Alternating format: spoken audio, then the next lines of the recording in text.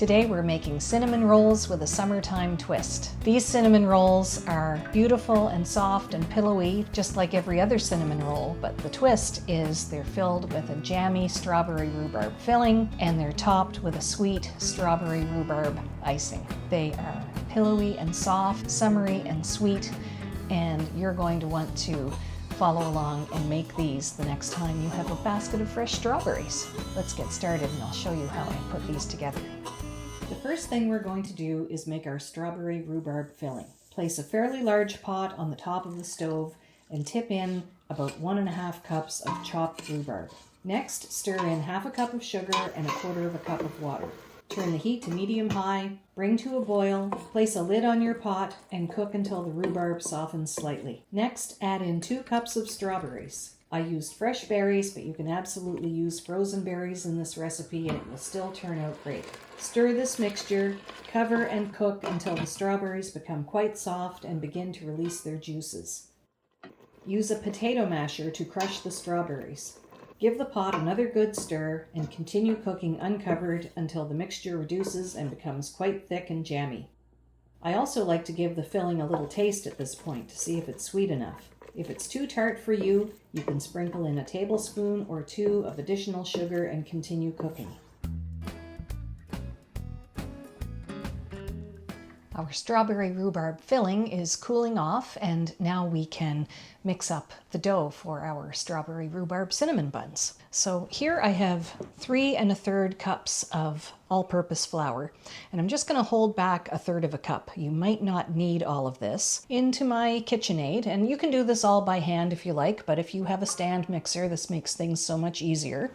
And then I'm going to add 1/2 teaspoon of salt, 1/4 cup of sugar, and 2 teaspoons of instant dry yeast. And this is the kind of yeast that you can just throw into your flour, mix it up, and you don't have to proof it. You still can proof it if you want to make sure that it's nice and lively, but this is a fairly new container. So into the flour, 2 teaspoons, and I just like to give that a little stir to combine all the dry ingredients, just to make sure they're evenly mixed throughout the flour.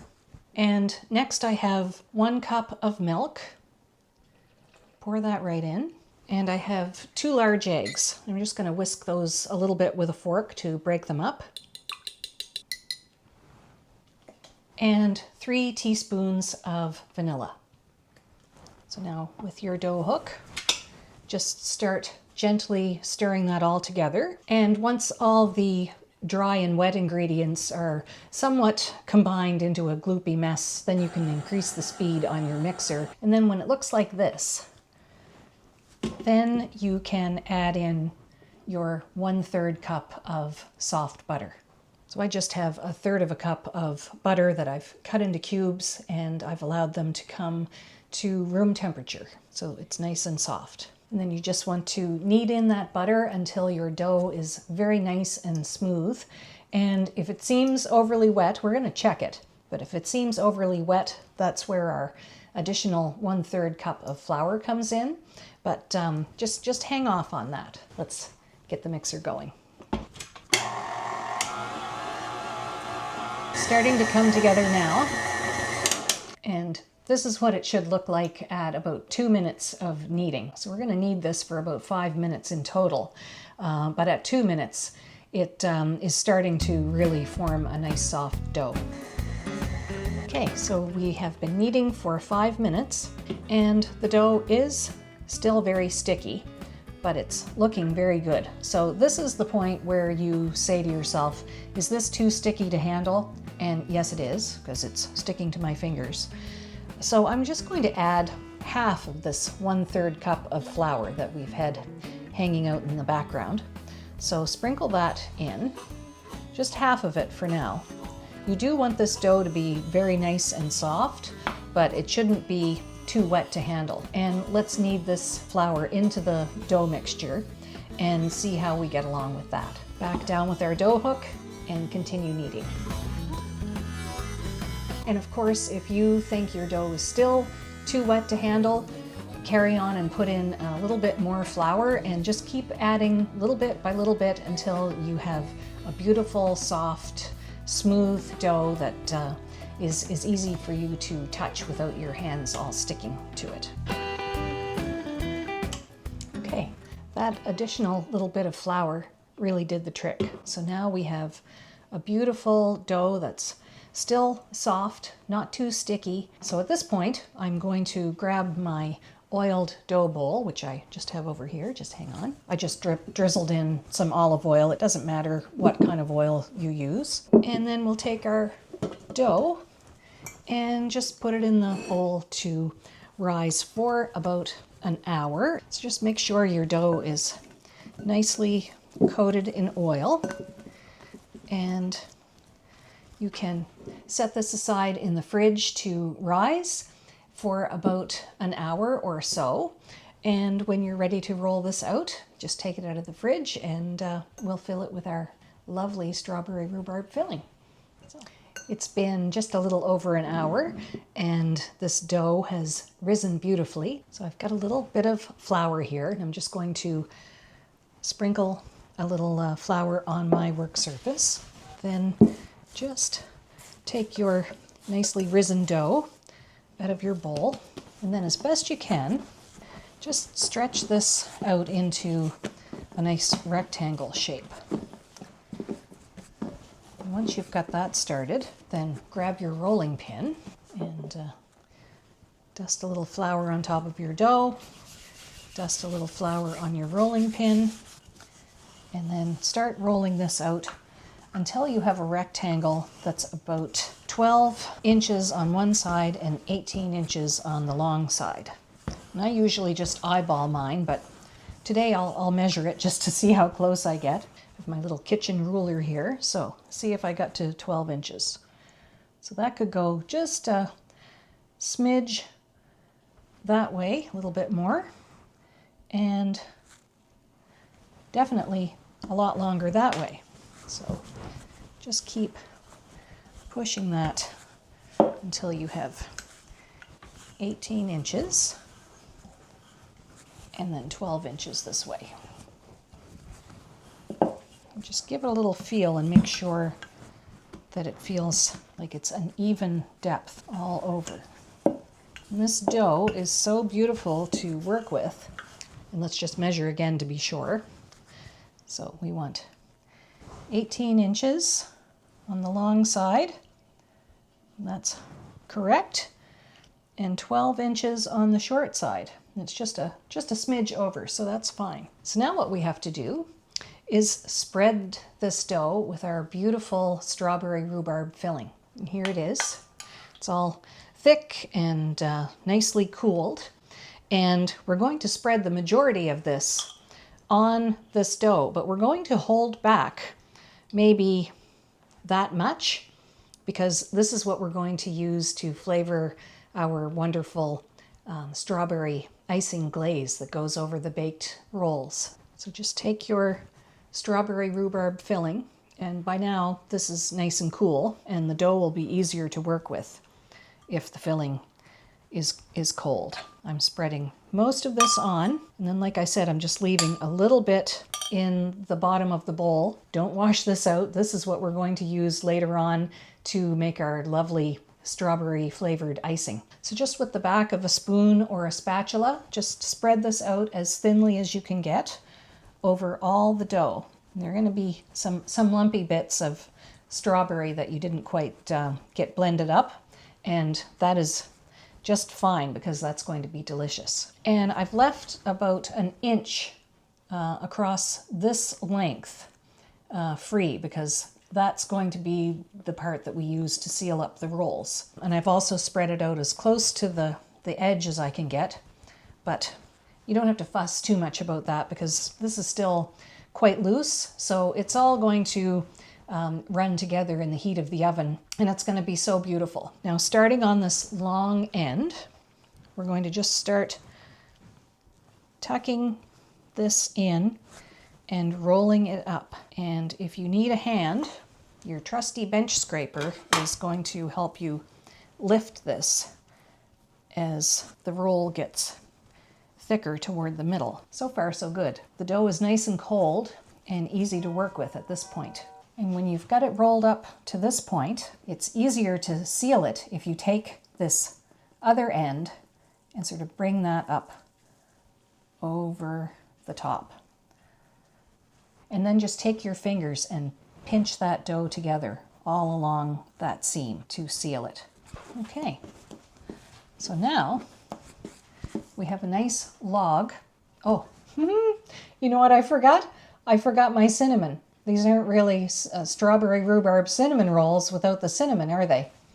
Not to worry, we will fix that. So now we're going to cut these into 12 rolls and put them in our baking pan. Grab a serrated knife. This is the easiest way to do this. So find your middle point.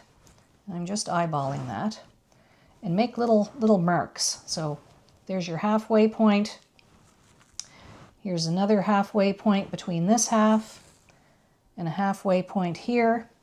And then to get 12, we want 3 out of this segment, 3 out of this segment, 3 and 3, right? Okay, gentle sawing motions.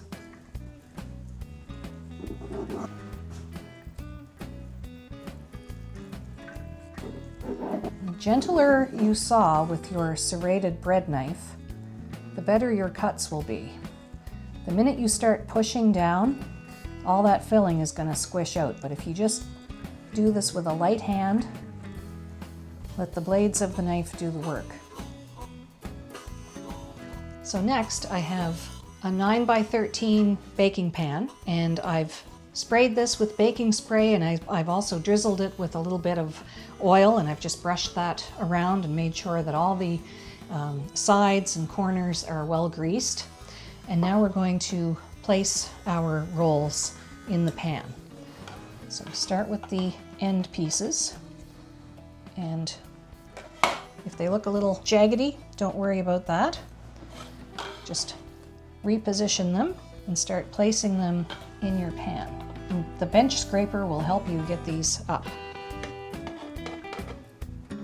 Oops.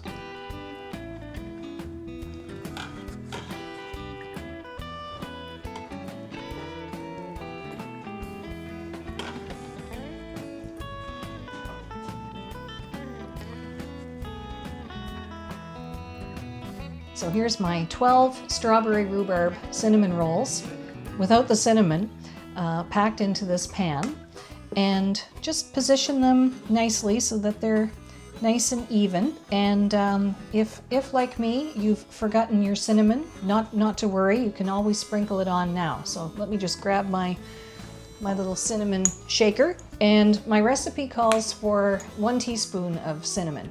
So if you were making this properly, while your dough is rolled out, spread your fruit filling over the dough, and then scatter the cinnamon over that before rolling up. But if you forgot, like I did, just tap a little bit of cinnamon on top of each one.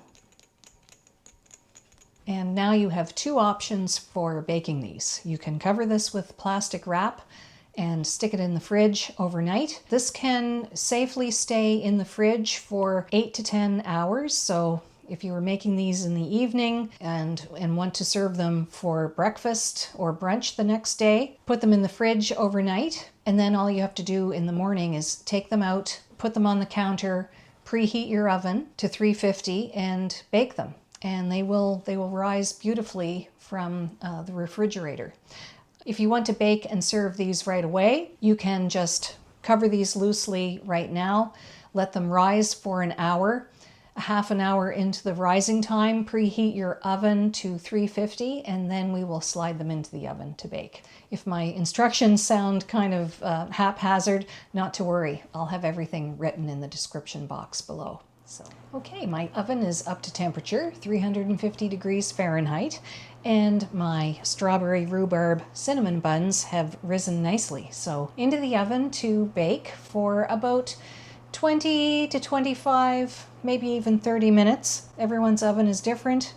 I like to check these early. They'll be done when they're golden and brown, and when you tap on them, they sound a little bit hollow, and they're going to make your kitchen smell just fantastic. So my timer just went. I checked the buns at 20 minutes. Weren't quite done, gave them another 5, and I think they're ready. So nice. They smell fantastic. They're nice and golden. Still have some give to them, so I know they're going to be soft and luscious throughout. So now we're just going to let these cool in the pan a little bit, but I want to drizzle them with the strawberry icing while they're still warm. So while these cool in the pan a little bit, I'll grab the remaining reserved strawberry filling, some icing sugar, and a little bit of cream, and we'll mix up our icing. In this bowl, this is the reserved bit of strawberry filling that I set aside when we were filling the buns. So now I have a very heaping, half a cup of icing sugar. So I'm just going to put that in the bowl with the leftover strawberry filling, and just a little splash of cream. I'm just eyeballing the measurements on this. We're just making a very runny icing that we're going to drizzle over the top. So it doesn't have to be precise. Give that a stir until it's nice and creamy and everything is mixed through. That's the consistency we're looking for. So we have a nice, smooth, runny strawberry rhubarb icing. And I'm just going to take little spoonfuls of this and just dribble it all over the buns. You can do it in swirls, you can do it in zigzags, whatever floats your boat. Just a little bit over each one. And this is going to add a nice touch of strawberry rhubarb sweetness to the strawberry rhubarb filling. And oh my goodness, my mouth is watering. These smell so good. So these are all beautifully iced. The icing has seeped down into all the little nooks and crannies. Still quite warm, but that's when cinnamon rolls are best, right out of the oven. So I have my little spatula here. I'm going to see if I can get in here and cut one out for you, and we can see what they look like and have a little taste. These smell so good. I don't know if you make your own jam, but that's what this smells like when you've got warm strawberries and rhubarb and sugar boiling away on top of the stove making jam. That's the aroma that comes from the strawberry rhubarb cinnamon rolls. These are still beautiful and warm, right out of the oven. Very pillowy and soft.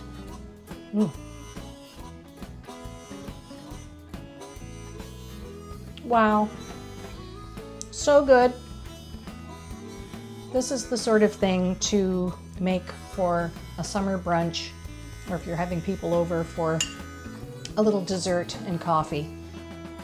It's just such a nice, sweet surprise. Most people are very familiar with cinnamon buns, but they're not very familiar with strawberry rhubarb cinnamon buns. So I think you're gonna love this recipe.